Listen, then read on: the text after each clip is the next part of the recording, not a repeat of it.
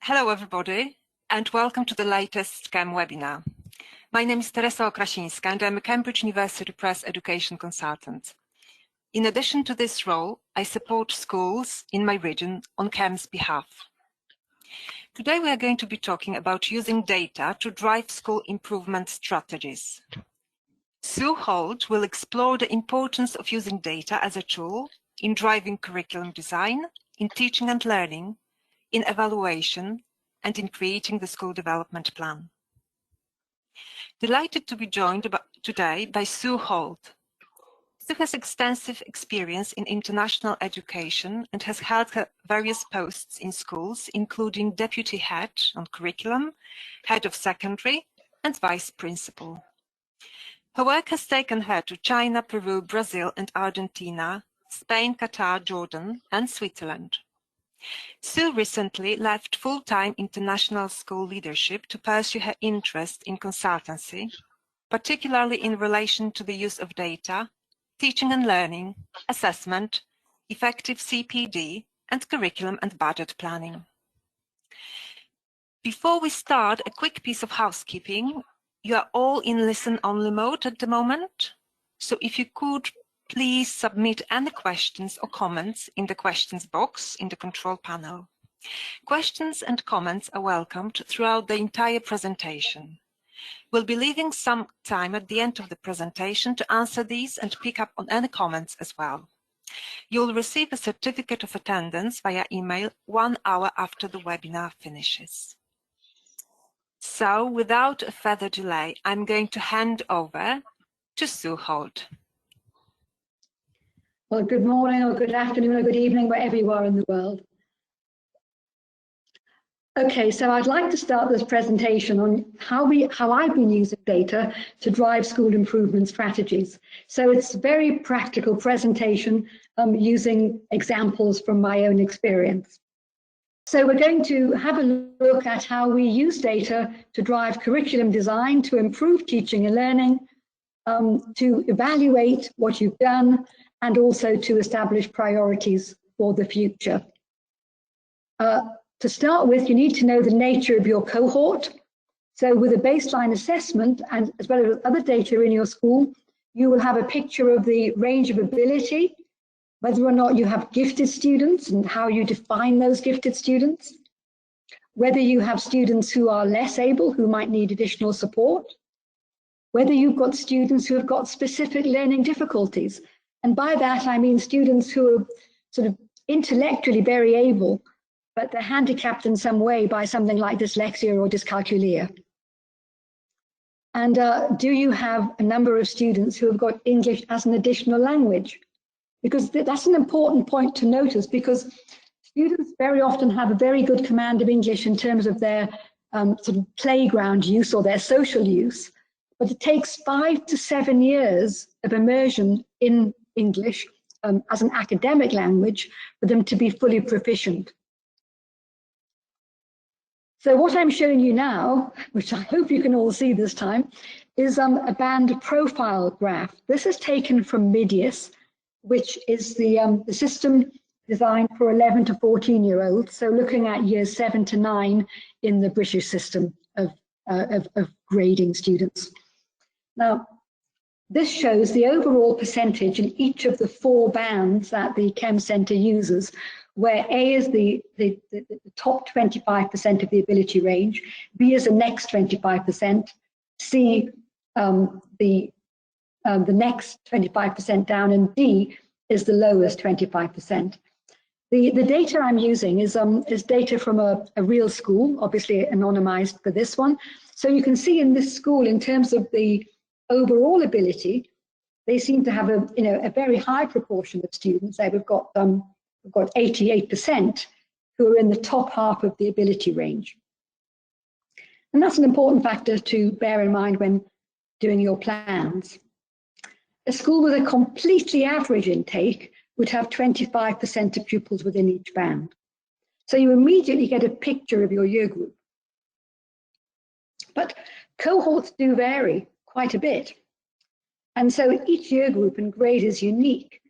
I'm sure many of you are in schools where the teachers in the staff room say, oh goodness, this year's year 12 is really poor compared to last year, or this year's grade 9 is fantastic compared to last year's. You will get a, normally it's the former rather than the latter, but the cohorts do vary quite a bit. And so you can't expect to have year-on-year improvements in actual results based on external exams, such as GCSEs, IGCSEs, whatever you do, A-levels and the IB diploma. Now, you might find that your school boards or managers or governors might expect year-on-year improvements, but the data will help you explain why this might not be possible.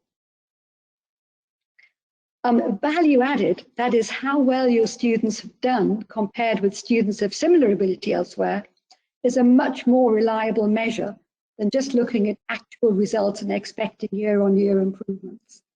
And so the value added scores you would get from the Chem Centre can be very significant in letting you know how well you've done. Now, to give an example of this, I'm going to show you again real data from a school I've worked with in the past. This was actually, it's from quite a few years back, and that shows the cohort data for a year 10 class, the class of 2006. And so you can see that again, about 3/4 of the students are in the top half of the ability range. So from that year group, you would expect in a couple of years' time to get some very good GCSE results. Now, this is the same school, but the following year, and you can see it's quite a different profile compared to the previous year. There's a significant number of students who are now in the lower part of the ability range, who might need more support. So you couldn't expect this group to do as well in the external exams as the previous year, based on this band profile data.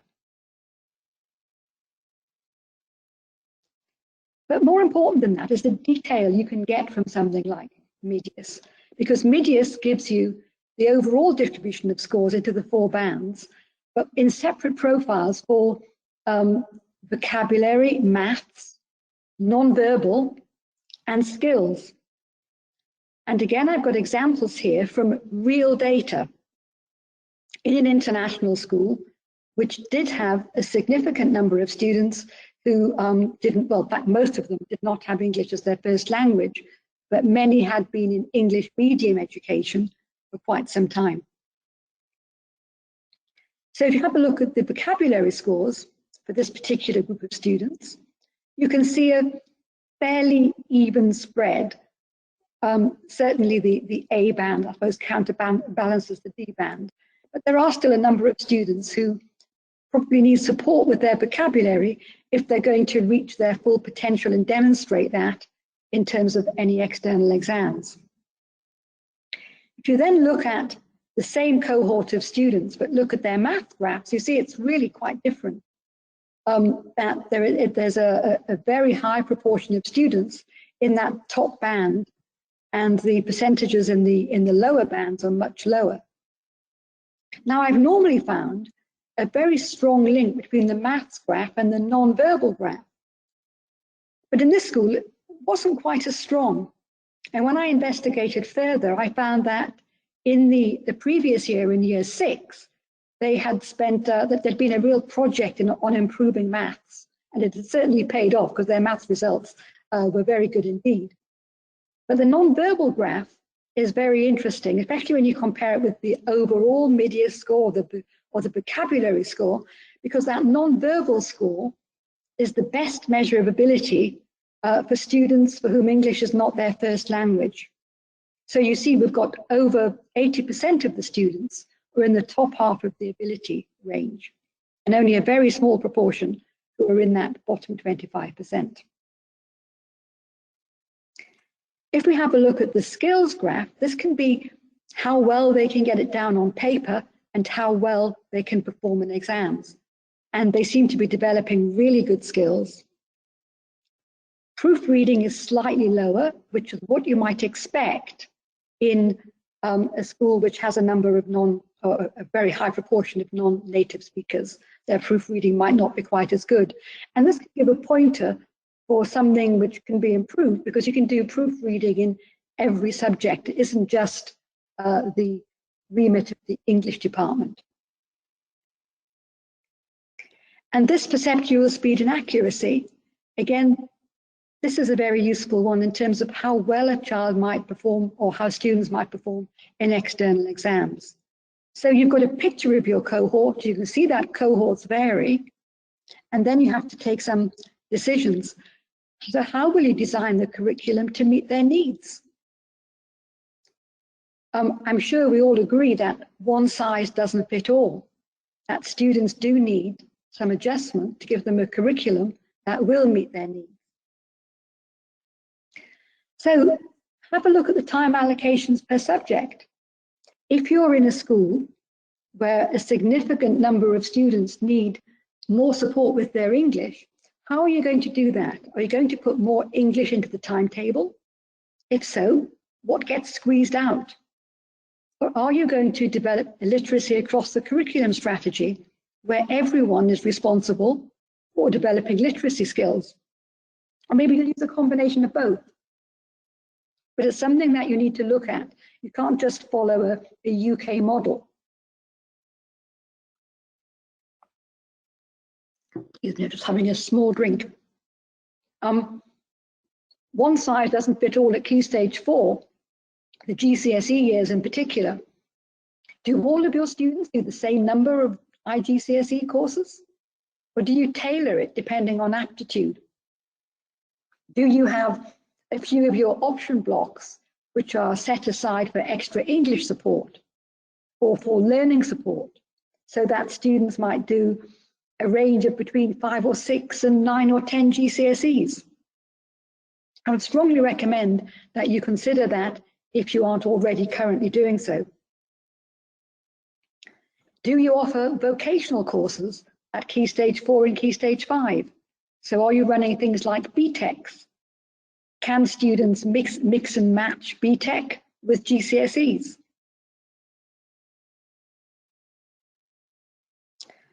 And what specialist support do you have for those gifted and talented students? What do you have for the students who need extra English support or those who have got specific learning difficulties? And within that curriculum planning, even though I haven't got time to go into detail in this session, but do you use setting and streaming? And if so, do you base that on attainment data or on baseline data?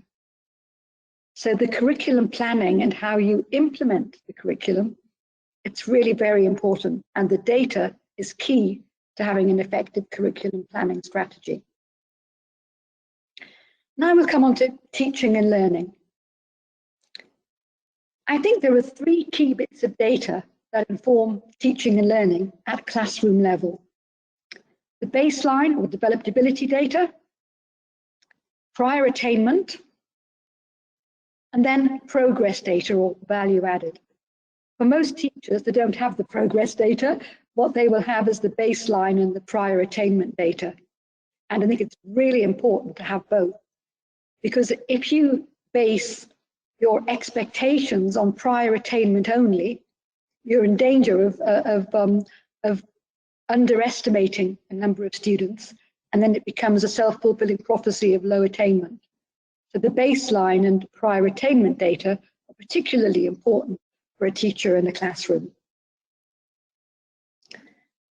School leaders, though, and I think there are a number of school leaders tuning in today, they need to be very clear about the expectations of teachers and how they relate directly to learner outcomes. I've been doing a fair bit of work on this recently, and I think in many performance management systems in school, the focus is on looking at what the teacher does, whereas in fact, effective teachers are self-evaluating linked to their learner outcomes, and they can adjust their expectations of what they should do as a teacher to get those learner outcomes. I mean, you can have a teacher who is extremely well prepared for a lesson, but if the learners don't understand what the lesson's all about, then you haven't got a very effective outcome. So that needs to be made very clear by the school leaders in consultation with the teachers. Ideally, teachers need prior attainment data and developability data for every student in their class. And then this depends on, a lot depends on whether you've got a very stable population where students are there for a number of years, or whether your school has a high turnover of students because of very mobile international families. So you do need to get this prior attainment data, but particularly that baseline data for every student in the class. And by developability, it's a measure, of course, with these Chem tests, it's a measure of how well a student is able to access a curriculum in an English medium environment. It's not the same as an IQ test. It's showing how well they can access that curriculum in an English medium environment. The Chem Centre curriculum-free adaptive tests give that measure for each student. So let's have a look at some student level data. We've looked at the graphs of the cohort data, but the student level data, you would get tables of data that show the students' standardized scores, and the teacher can sort those by test area or gender. Just an Excel sheet. It's really good fun to play around with, if you like that kind of thing, which I do. But you also get individual pupil records, and I think they are so useful.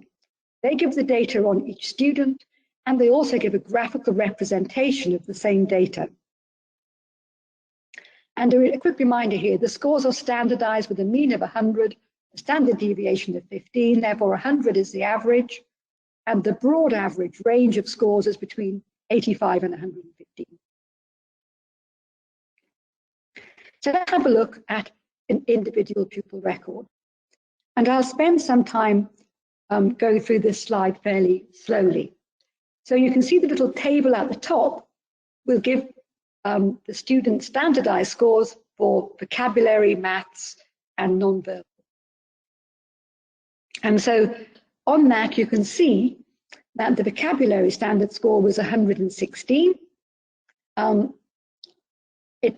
That puts them in that band A, that top 25% band of the Chem scores. It gives a stay 9 score. The stay 9 just means standard of 9, and it's a way of dividing percentile ranks up into 9 little groups. I don't tend to use those much. The percentile ranked is a useful score. For example, it shows that this student had a percentile rank of 86, which means that only 14% of students did better than that student. However, if you look at their math score of 73, that's a very low score. That puts them in the bottom 25%. But then when you look at the percentile rank is only 4, which means that 96% of students did better in the test than that particular student. The non-verbal score is within the average range, 92. But it's a very strange profile. So you would need to look at that profile, and those scores are presented in that little graph below, which is a much quicker way of looking at it, I think. The actual square, the black square, shows the score they got on the day of the test. And it mentions there that these are standardized with a 95% confidence band. So those little sticks either side of the square represent the confidence bands. And what that means is that if the student was to take the test again, the Chem Centre is 95% certain that the score would lie within the range of that band. Now, when you look at an individual pupil record like that, it's important to look at the areas where you've got big discrepancies. So look for sections which are inconsistent. So that math score is extremely low. So if you've got big inconsistency in the scores, then that needs a bit of further investigation. It might be that when the student was doing the maths test on the day, they just decided they weren't going to participate. But it needs to be looked at more carefully. Is the maths ability a real problem for the student? And do we need to have some intervention there? And if we look at these two students here, just looking at their graphs, if you look at the overall ability score, you can see that they both come out with absolutely average scores. But if you look at the components of their profile, you can see that they're quite different. The first student has very low vocabulary. So that might be a student who is EAL, has English as an additional language. And if you look at the second student, they've got very high vocabulary. They could be fluent native speakers, but the rest of their profile is slightly lower. So looking at just their overall ability score, they're the same. Looking at their profile, they're quite different, and they need a different approach to how they're taught.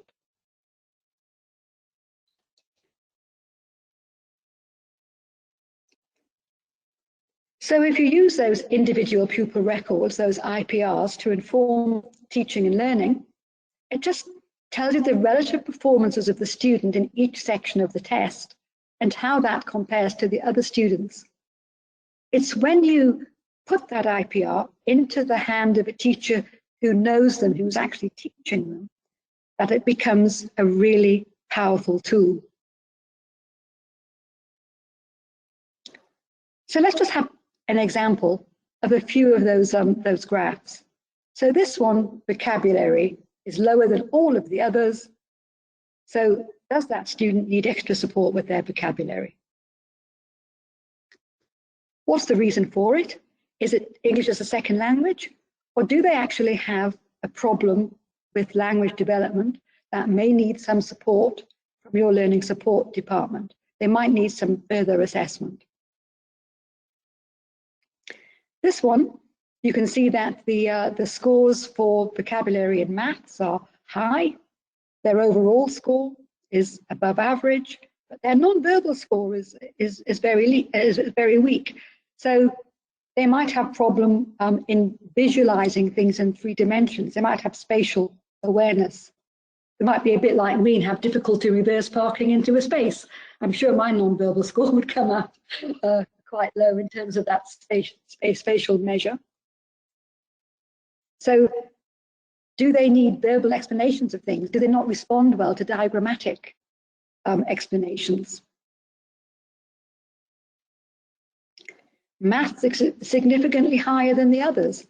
Now, if we have people listening in who are in Far East schools, I certainly found that schools in the Far East often have students who are really good at maths. So is that a Far East influence, or is it that they've got significant ability, or is it perhaps because it's probably the least not curriculum free? It can depend on the teaching effectiveness they've received previously. Low skill scores. This could be a very interesting one. You might find that that student seems to be really quite bright, at least average, but they have difficulty getting it down on paper. I'm sure we have all experienced this in a class where you've had a student who is always putting their hand up, giving really good answers, but when you collect in their work, you find that their written work is really poor. And that could be a problem there. That student might have a specific learning difficulty and would need some additional help to be able to demonstrate their skills more effectively. But don't forget the golden rules for using any assessment. They're a tool to inform teachers' professional judgments. They're not a replacement for it. They're a snapshot of a student's ability, not a label for life.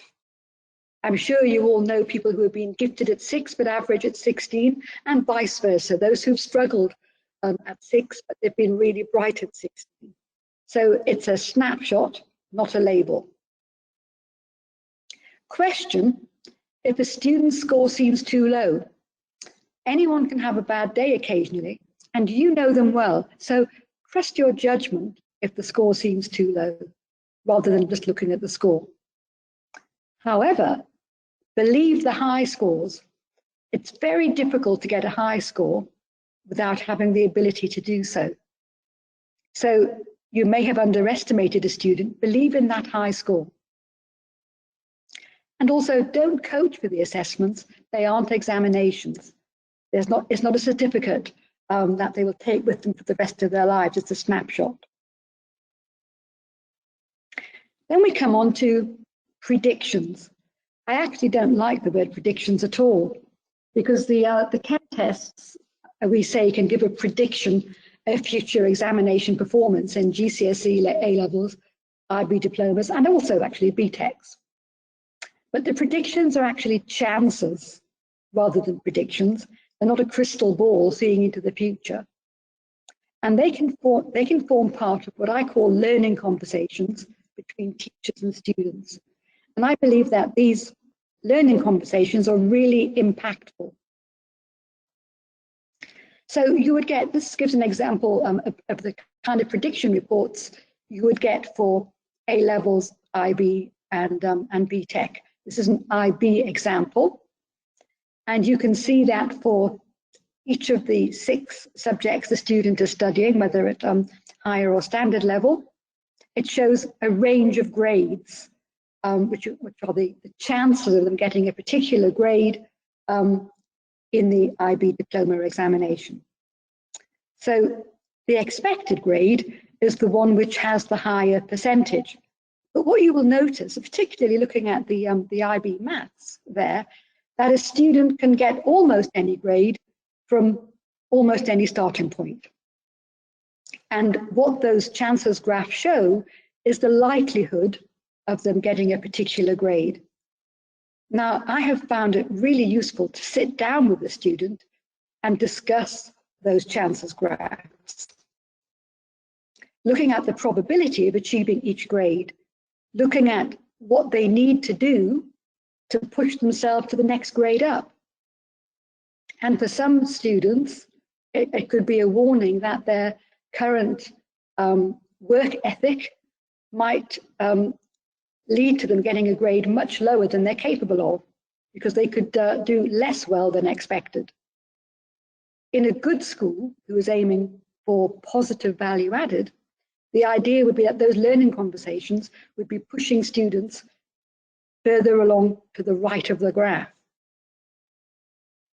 So in those learning conversations, explain and share that data in a one-to-one learning conversation. It takes time, but I really believe it's well worth it.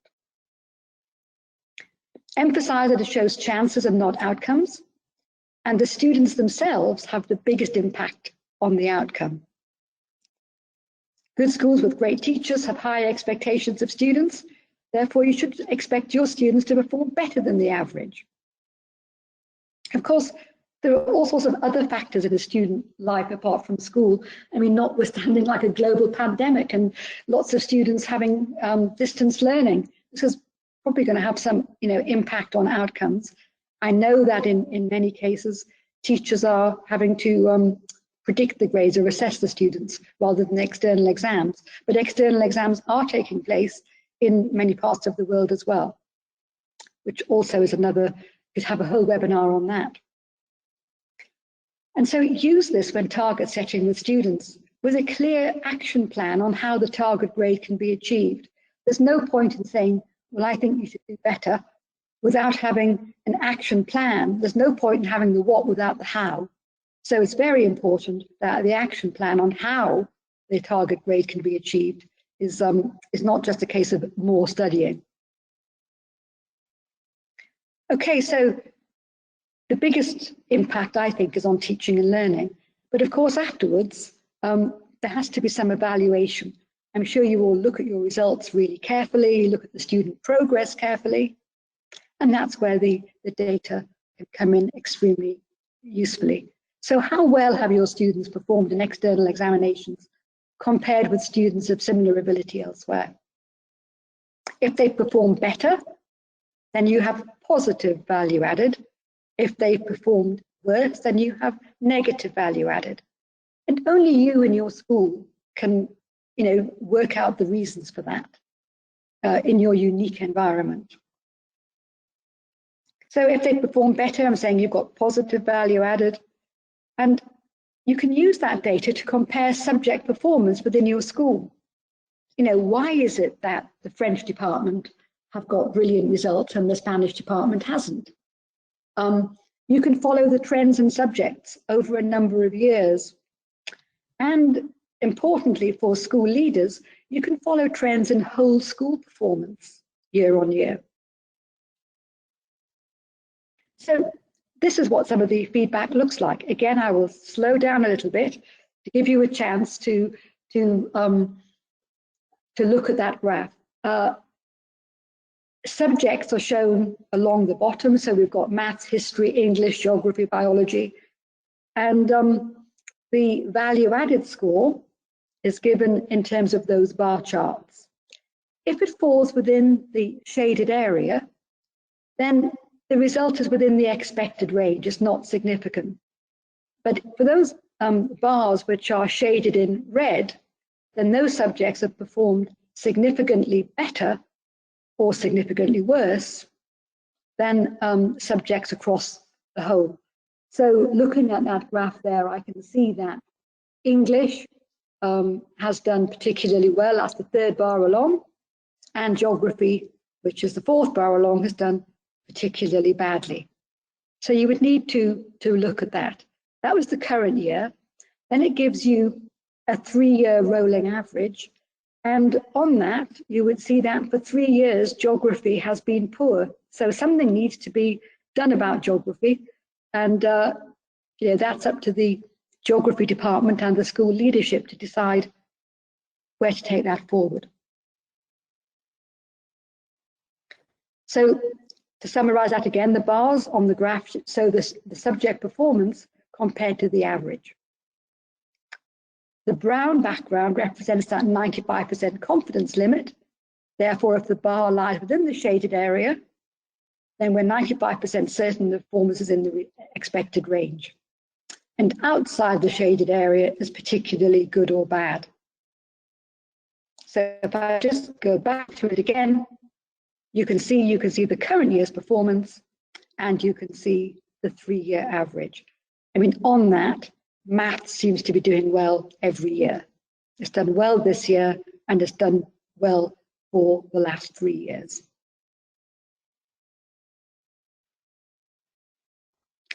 And then you can do what's called a statistical process chart, and you can have a look at what's been happening with geography over a period of time.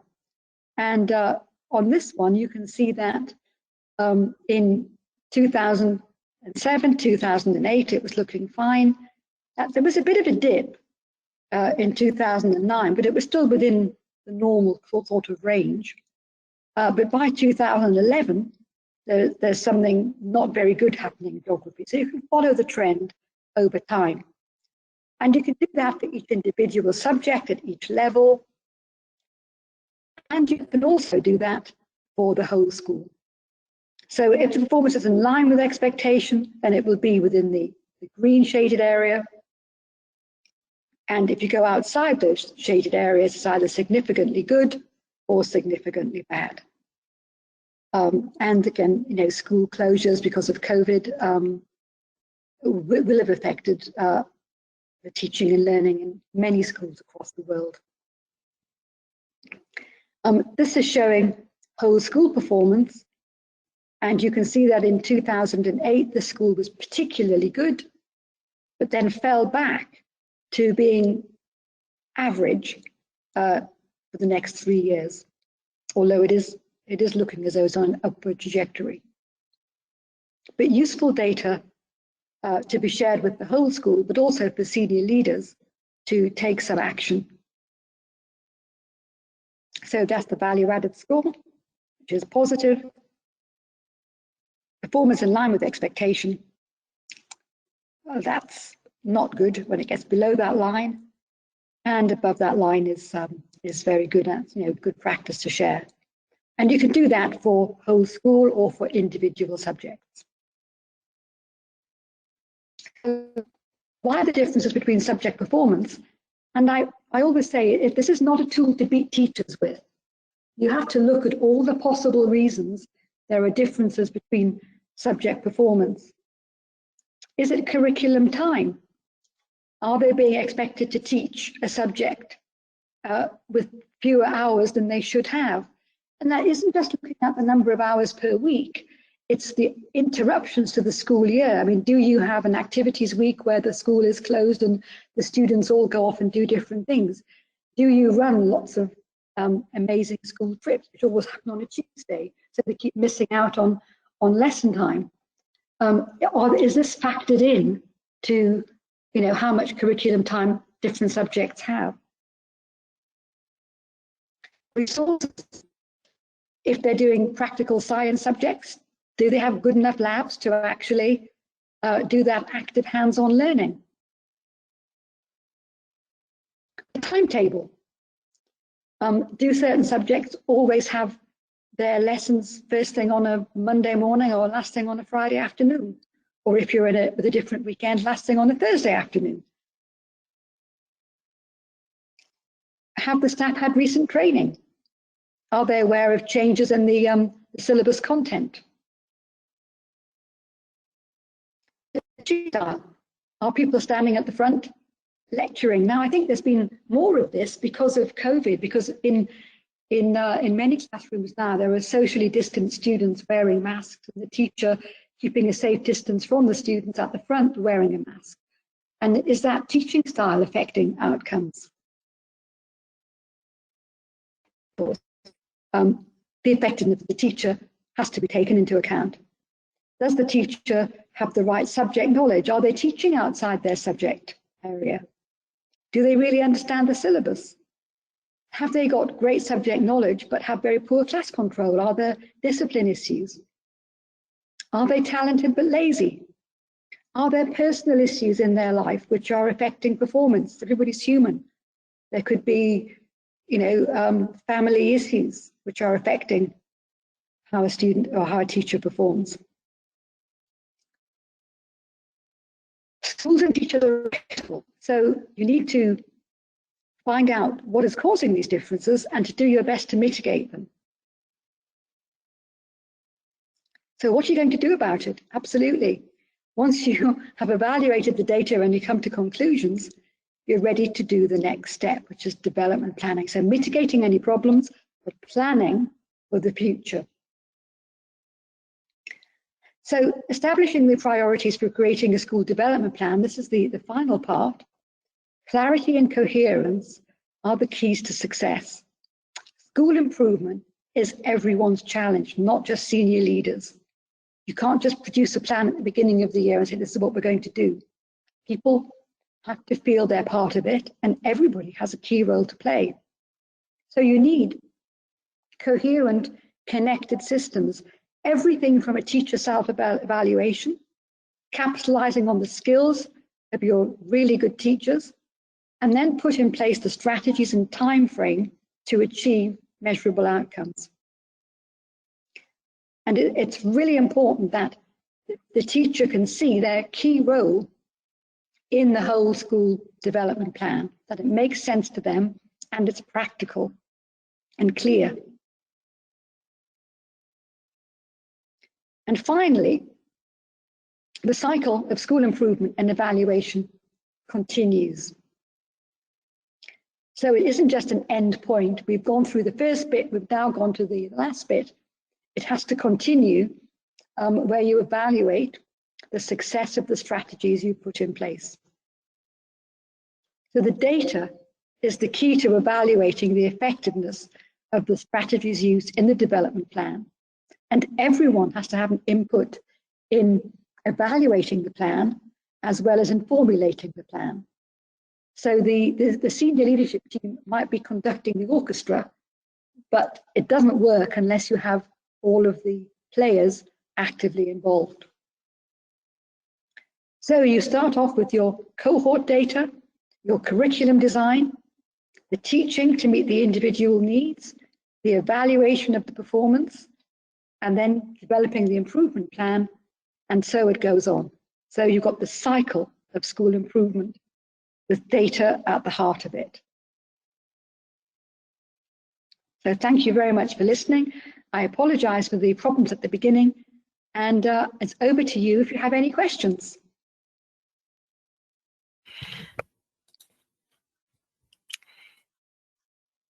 Okay, so thank you very much. So that was really a very insightful and helpful presentation. And Just a reminder about questions. If you've got any questions to Sue, please post them in the questions box. And well, I'm really delighted to share that we've got a couple of questions already, and one of which is, may we know the range of each band? I mean, how we can analyze our school date using different bands. So if you're referring to the A, B, C, D bands, then the A band is the top 25% of all the students who took the test. And the B band is the next 25%, the C band the next 25%, and the D band is the 25% of all of the students who took the test. Not just in your school, but with all the students who have taken that test across the world. Thank you, Sue. And there is another question. Is it possible for the school to analyze data if, for example, maths, science and English have different standards and criteria in grading? If they have different standards and criteria in grading, that seems very unusual. I don't know how parents would make sense of reports if they're using different grading systems. So you wouldn't use the Chem data as a grading system, but I would say that a priority for your school development plan would be to have a consistent set of grades that make sense across all subjects. I mean, for example, if English is grading A to E and maths is grading 1 to 9, then it's going to be very confusing for parents and for students if they're trying to work out how they're doing. Thank you, Sue. Another question here. When or how often would you do the Chem assessments? I think this very much depends on how stable your population is, whether you have students who are there for many years or whether you have students who are moving on every few years. As we're dealing with mainly secondary schools in this presentation, although I can't talk about primary if there are any questions there, then for mid-years, that's the middle years information system, you would test all students at the beginning of year 7. And then you could test new students at the beginning of year 8 and at the beginning of year 9. So for most students, they would be tested just once over that 3-year period at the beginning of year 7, and new students would be tested at the beginning of year 8 and beginning of year 9, so that their data could be incorporated. Mid-years does predict to GCSEs, but I've not really used it for that myself. I've used mid-years really for the very good individual pupil profile, because it really helps you get a picture of your class at the very beginning. And then for students at the who are doing GCSE courses, for example, so that's years 10 and 11, you test all students at the beginning of year 10. And then for students who are doing A-levels or IB diploma, then they can either do the ALICE or the Chem IBE at the very beginning of year 12. If you're in a system that uses grades, that would be grade 11. So you would test them at the very beginning of their final 2 years in school, so that you've got 2 years to take action based on the data to improve their results. And for those doing GCSE, testing at the beginning, the ALICE at the beginning of year 10, the beginning of the 2-year course, gives you 2 years to work with that student to improve their results. If you do the testing very late on, you're not giving yourself much of a chance to make that big improvement. Thank you, Sue. And you've mentioned GCSE and how relevant are the predictions for students who are not UK? Very relevant, because if they're taking the GCSE examinations, it's a very good measure, because you would get those chances graphs. I mean, I've worked internationally for like 40 years, so and I've used this data. I've been using this data now since when did I start using it? 1998. So I've been using it with students for more than 20 years, and it's really relevant. You can sit down with the student, you can look at those chances graphs, In one school, for example, that I was in, the English department had wanted to move this very bright boy into a lower support set for English. I think mainly because he was dreadful to teach. He was very disruptive. He was very naughty. But I insisted that he was put in the very top set, and I sat down with him and explained why he was in the top set. And even if I had to go and sit beside him in every lesson, he was going to stay in the top set, and he was going to get those results, and it worked. If he'd been put into a slower set, I think his behavior would have been even worse, because he wouldn't have had enough intellectual stimulation to keep him occupied. So it's very useful in all schools, and the predictions are, you can get your value added grades the same as for a school based in the UK. Fantastic, great. I've got another question. How appropriate are Chem assessments for English learners? It's a bit similar, maybe. Well, yes, I mean, if they are going to be doing exams in the English language, in the medium of English, if they're going to be doing their maths or their physics or their chemistry exam in English, then I think they're very appropriate, because it gives you a measure of what their difficulty might be. I think I mentioned earlier on, maybe in the false start presentation, that it takes between 5 and 7 years to get something called cognitive academic language proficiency. You could look that up, CALP. So it takes 5 to 7 years of complete immersion in English medium education to be fully academic proficient on average. So if a student hasn't got the strong English skill, it's important that you've got some measure of it, and you put in a program to really help them, which might mean that, say, at GCSE, they don't do one option, but they actually have intensive English during that time instead of doing an option.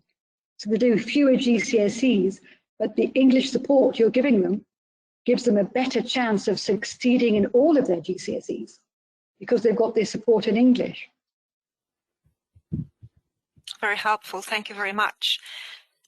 And another question about vocational course. What student's age preferable to offer vocational course? Well, any comments on? There are BTEC level 2s which can be taken in the GCSE years, and they're quite useful. It can be quite complicated in terms of staffing and timetabling, and also quite expensive if you're having to pay different exam boards for different programs. So it's always something, schools have to bear in mind their budgets as well. Where I found it most useful, actually, was in a school that offered A levels and BTEC level 3. So a student could be doing a BTEC in, say, travel and tourism and business, and doing an A level in a language such as French or whatever. So they mix well together, and of course they do qualify them for university entrance in level 3 courses. So they can be mixed and matched. I haven't had vast experience of working with level 2 courses. We have used some level 2 courses for students who wanted like an extra year between sort of GCSE and going on to do level 3 courses. So they might have had a longer time in the sixth, maybe 3-year sixth form to do that. But I found that level 3 were really useful. The ones I've had experience of have been business studies, IT, and travel and tourism, and they were really useful courses for students who wanted to go on to do business or that area at university. Thank you very much. And another question. Who should ideally be responsible for data in an international school? Well, everyone should use the data. So everyone is responsible for using the data. In terms of it depends how big your school is and how complicated it is. Very often in a smaller school, a deputy head might have responsibility. If it's a very big school, you might actually have a data manager who would run the tests and disseminate the results. But in the end, it would be your sort of academic deputy head, your head of department, but every individual teacher ought to be able to look at that data And if you have like a homeroom tutor, you know, a teacher who is responsible for a group of students, they should be familiar with the general data for all the students in their group. And I think, you know, every teacher should be familiar with that data.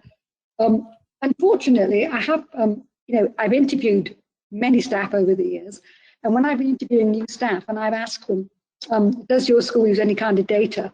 And I've sadly often had the response, oh yeah, I think the deputy head or somebody uses that. And that really isn't using it at all. Every teacher should understand it. They should understand what the standardized test is. It's really quite straightforward. And they should be able to have a look at the individual students in their class and sort that data out. It's very simple to use, but extremely useful. Fantastic, thank you. One more question. How would the Chem tests and results help us with, for example, a biology, geography, GCSE, which are more content related? Well, I mean, the Chem data is simply stats, and they've shown a high correlation between the results the students get and their outcomes. So they're very good predictors, I suppose, of, you know, future performance. They can say that a student who got this test result, that they got this range of grades, remember those chances graphs, they got this range of grades in biology or geography or any other subject. So there is a higher correlation for things like maths than there would be, say, drama, but the correlation is there, and it will show you the kind of performance that a student could get. And, you know, drama, art, music, they can be taught like any other subject. You know, you just don't have to sit there and say, well, they're gifted at this, that, and the other. They can be taught. Teachers are there because they've got skills they can teach. So it's useful for all subjects. Thank you very much. And just, I think I've got one more question.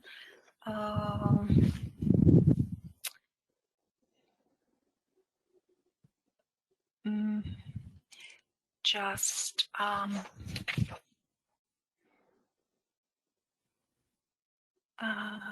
bear with me. Yes, so are there any cases of parents having insight into their child's result? Oh, well, I wouldn't send home the Chem predictive data like an exam certificate. I think it needs to be interpreted. But I would certainly say when you're having a parents' meeting and you're reviewing a child's performance, to have the data to hand. I mean, in most countries, and certainly in European countries, under data protection law, you would have to make sure that data was available to parents. But I think it needs to be explained as a snapshot about it showing chances of performance, about what could be done to maximize those chances.